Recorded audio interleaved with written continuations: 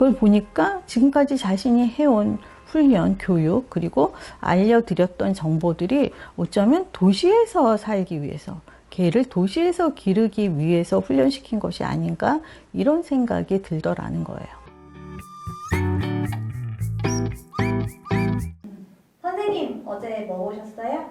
개통령 강영욱 씨가 새로운 프로그램을 시작한다는 기사를 접하고 제가 아니 강영욱마저 탄식을 했어요. 저는 누군가의 이름값으로 자꾸 새로운 프로그램을 양산해내는 걸 좀 마뜩지 않아 하는 편이거든요.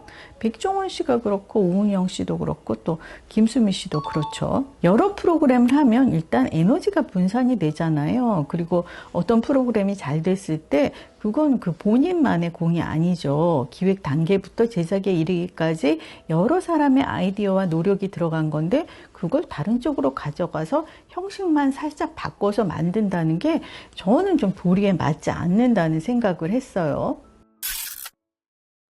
제 가치관이 편협한 거겠죠. 저는 어릴 때도 그런 생각을 했어요. 예를 들면 TV에서 바이진이라는 안약 광고를 하고 불과 몇 시간 지나지 않아서 산스타라는 광고를 또 하는 거예요. 아니 아까는 바이진이라는 안약이 그렇게 좋다고 하더니만 왜 지금은 또 산스타가 그렇게 좋다는 거야? 제일 좋다는 거야? 이래도 되는 거야? 그런 생각을 했었습니다. 그와 같은 맥락에서 배우 한석규 씨가 잠시 꺼두셔도 좋습니다라는 SK텔레콤 광고를 했잖아요.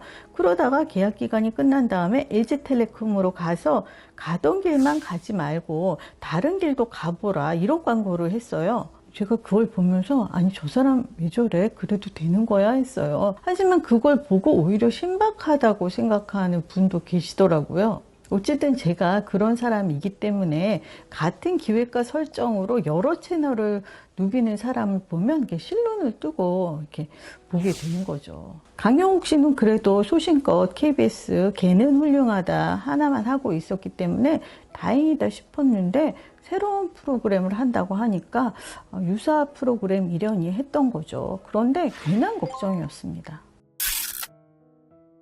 결론부터 말씀드리자면 고독한 훈련사는 개는 훌륭하다와는 완전히 방향이 다른 프로그램입니다. 오히려 개는 훌륭하다를 보면서 제가 느꼈던 아쉬움, 반감, 불만 같은 것들을 상쇄시켜주는 프로그램이에요. 제가 테레비평 초기에 개는 훌륭하다 관련 영상을 올렸다가 얼마 안 있어서 비공개로 돌렸었는데요. 제가 프로그램에 대한 지적을 한 건데 강영욱 씨의 팬덤일까요? 강영욱 씨를 폄하하는 쪽으로 받아들이시는 분들이 많으시더라고요. 편집을 하는 과정에서 전후 사정을 드러내는 바람에 오해의 소지가 있어서 비공개 처리를 했었죠. 당시 제가 지적했던 부분은 개는 훌륭하다가 지나치게 자극적인 주제를 다룬다는 거였어요. 사나운 개들을 제압하는 위험천만한 장면이 많이 나오잖아요. 그런데 방송을 보신 분들은 아실 텐데요. 주인들이 감당하기 어려워서 쩔쩔매는 대형견들이 주로 공동주택에 살더라고요. 그것도 대체로 아주 좁은 집에. 하루 온종일 지저대는 개들이 많았습니다. 이웃들이 얼마나 괴롭겠어요. 고독한 훈련사는 8부작인데요. 첫 화에 강영욱 씨가 내가 지금까지 해온 이 훈련들이 과연 옳은 것인가 스스로에게 묻습니다. 도시에서 키웠다면 낯선 사람을 보고 마구 지저댔을 개들이 지리산에서는 탐방객들을 안내하면서 살고 있더라.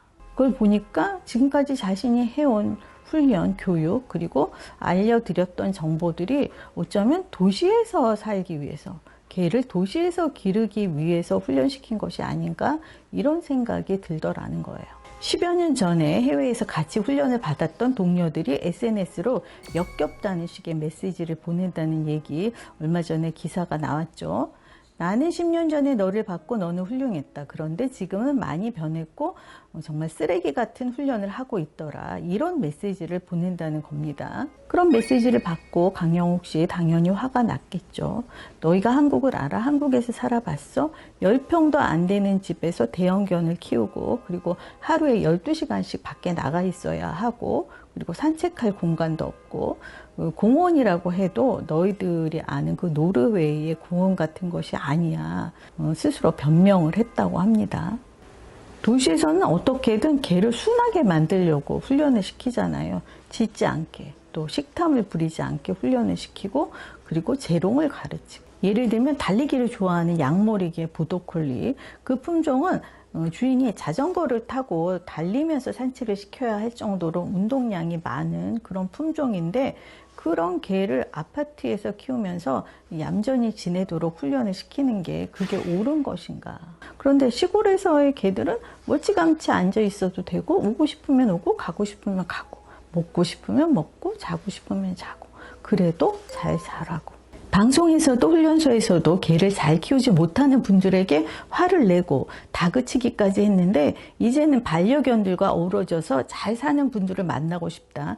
그래서 강영욱 씨가 길을 떠난 거예요. 마치 KBS 동네 한 바퀴처럼 세상에 많은 개와 견주들을 만나러 가는 거예요. 개를 좋아하는 사람끼리 만나서 한 수 가르쳐주고 배우고 그리고 경치 구경도 하고 나무도 보고 꽃도 보고 지나가는 개에게 말도 걸어보고 첫 번째로 소개된 녀석이 지리산에 사는 섬돌이에요.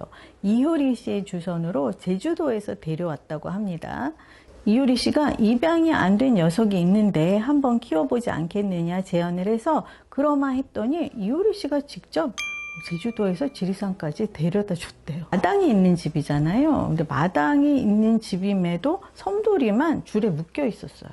이유인즉 이웃집 닭을 10마리나 해쳤다고 합니다. 강영욱 씨가 말하기를 만약에 그 닭을 먹었다면 그 뒤부터는 점점 집으로 돌아오지 않게 된다는 거예요. 마당 있는 집에 살더라도 또 다른 고민거리가 있더라고요. 어쨌든 섬돌이는 도시에 살았다면 엄청난 문제견 소리를 들었을 것이라고 하네요. 그리고 대한민국 1%에 해당될 정도로 아주 좋은 환경에서 지내는 개들이 나왔어요. 리트리버 막스와 미르. 마당이 있는 집이지만 둘레길 근처라서 계속 사람들이 오가기 때문에 어쩔 수 없이 묶어놨어요. 그래서 주인이 개들이 편안히 놀 수 있도록 남해에 월세로 집을 얻었다고 합니다. 별장이에요.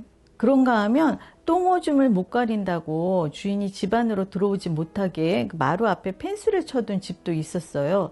올해 87세 되셨다는 김남래 어르신 7살 난 바둥이를 좀 심드렁하게 바라보시는 듯 했어요.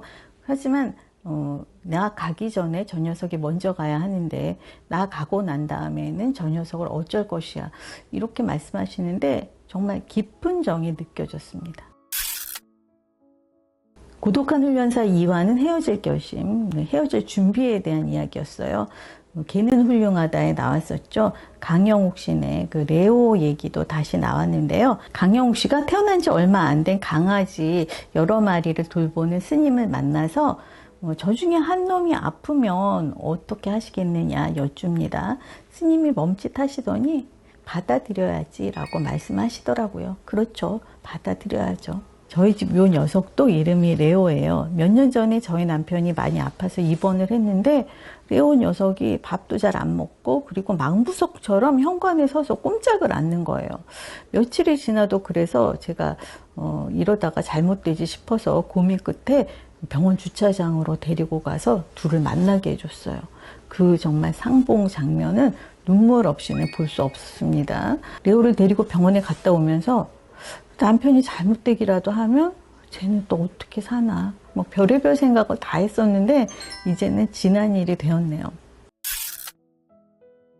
고독한 훈련사. 개를 키우는 분들은 당연히 공감을 하실 테고요. 그리고 개를 키우지 않는 분들.